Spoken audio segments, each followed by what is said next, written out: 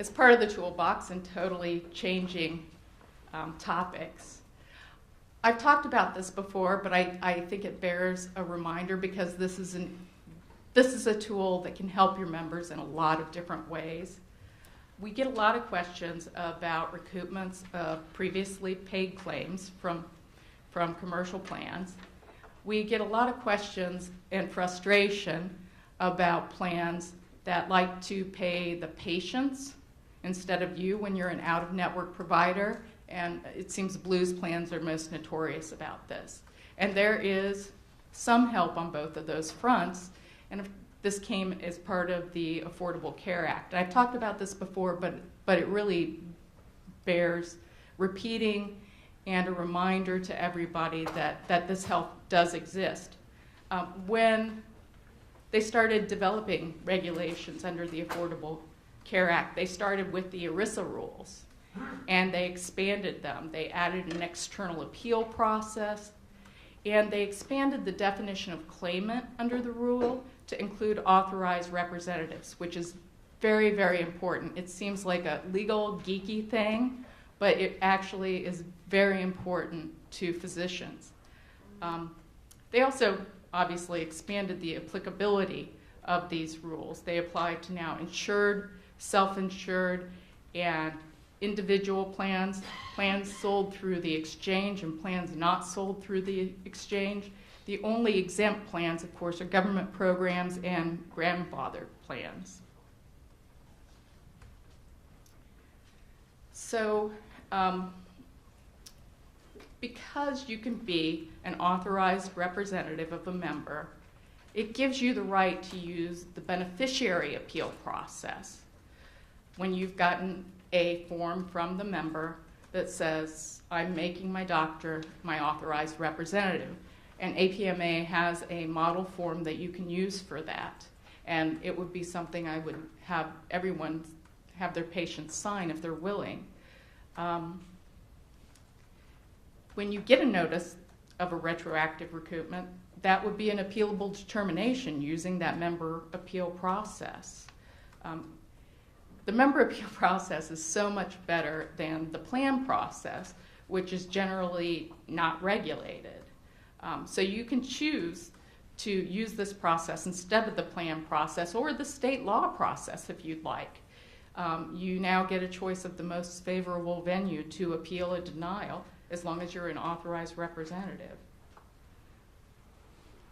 If, as part of this new plan process, this external member process, first the plan's required to have a health professional with appropriate training and experience review the claim if the issue's medical necessity. The plan can have 1 or 2 levels of internal appeals, but they both have to be resolved within 60 days. And after that, it's appealable to an external review entity, an independent entity. You may have to pay a $25 fee, but if you win, that's refundable. That authorized representative form also can authorize you to receive payments on behalf of members. And that resolves the issue of Blues and other plans that seem to want to pay the member rather than the physician when the physician is non-contracting. There are some frequently asked questions on the Department of Labor website and telling plans that they do have to recognize legitimate authorized representative forms. You may have to call the plan. You may want to, so you don't have to argue about whether your form is sufficient and ask them if they have their own form, but they will recognize them, or it's actionable. You can report them to the Department of Labor for not recognizing them. And the final thing I wanted to do was just provide a quick update on the non-discrimination provision in the Affordable Care Act.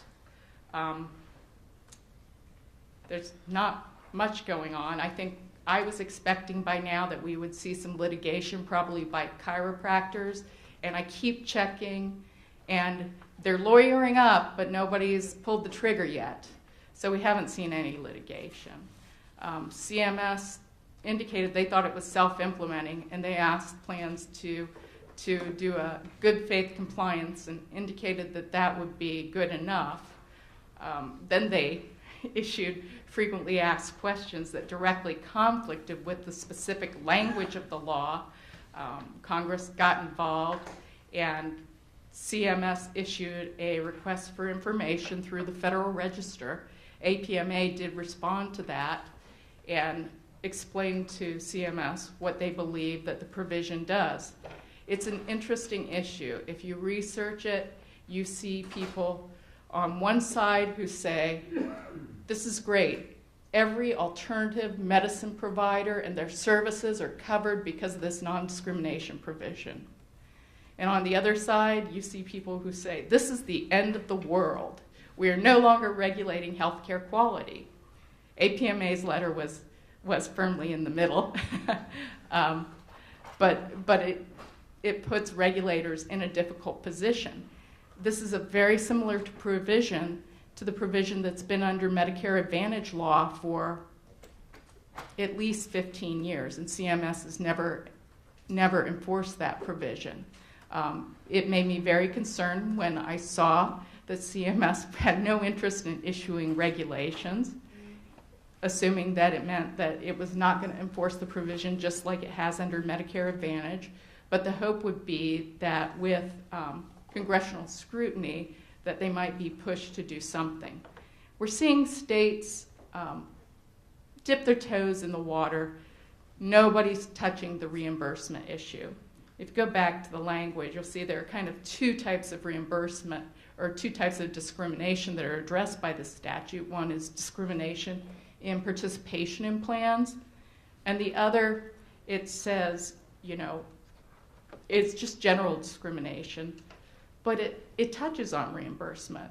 The statute actually says it won't prevent a plan from establishing varying reimbursement rates based on quality or performance measures, which makes you question, well, is everything else illegal?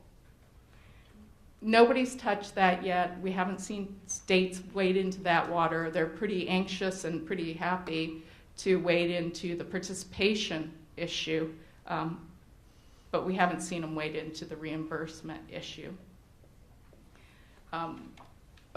As another tool, because we're not seeing this really be enforced by regulators, APMA does have some draft language that if you think a plan is discriminating in reimbursement or in participation against podiatrists, that you would be able to drop into a letter to send to that plan.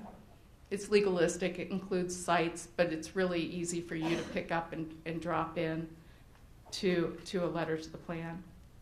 I will note, it's interesting that NAIC model network adequacy project. I was looking at the language, and it includes a provision, and I think this is from the original Network Model Adequacy Act, that says this doesn't require you to include any specific type of provider in your networks. And I think that it may not, but that language may be inconsistent now that the ACA non-discrimination provision has been passed, and the NAIC probably needs to hear from people about how that should be interpreted or whether they want to soften up that language because it's no longer consistent with federal law.